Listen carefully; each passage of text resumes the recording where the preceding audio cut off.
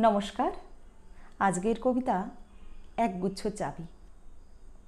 লিখেছেন ভারতীয় সঙ্গীত পরিচালক সলিল চৌধুরী।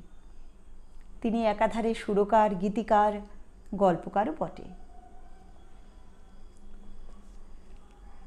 শুরু করছি। উত্তরাধিকার সূত্রে পেয়েছি শুধু একগুচ্ছ চাবি। ছোট বড়, মোটা বেঁটে, নানা রকমের নানা ধরনের চাবি। মা বললেন, যত্ন করে তুলে রেখে দে। তারপর বয়স যখন বাড়ল, জীবন এবং জীবিকার সন্ধানে পথে নামতে হলো। পকেটে সম্বল শুধু সেই একগুচ্ছ চাবি। ছোট বড়, মোটা বেঁটে, নানা রকমের নানা ধরনের চাবি। কিন্তু যেখানেই যাই সামনেই দেখি প্রকাণ্ড এক দরজা, আর তাতে ঝুলছে প্রকাণ্ড এক তালা। পকেট থেকে চাবির গুচ্ছ বের করি। এ চাবি সে চাবি, ঘোরায় ফেরায়, লাগে না, খোলে না। শ্রান্ত হয়ে ঘরে ফিরি।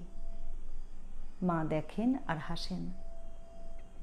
বলেন, ওরে, তোর বাবার হাতেও ওই সব চাবি দিয়ে ওই সব দরজাগুলো খোলেনি। শুনেছি নাকি তাঁর বাবার হাতে খুলতো। আসল কথা কি জানিস? ওই সব চাবিগুলো হলো সততার, সত্যের, যুক্তির, নিষ্ঠার। আজকাল ওই চাবি দিয়ে এসব দরজা খোলে না। তবু তুই ফেলে দিস না, যত্ন করে তুলে রেখে দিস। তুইও যখন চলে যাবি, তোর সন্তানের হাতে দিয়ে যাস ওই সব চাবির গুচ্ছ।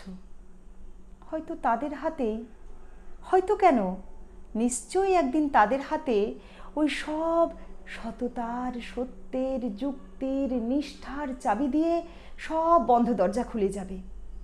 খুলে যাবেই।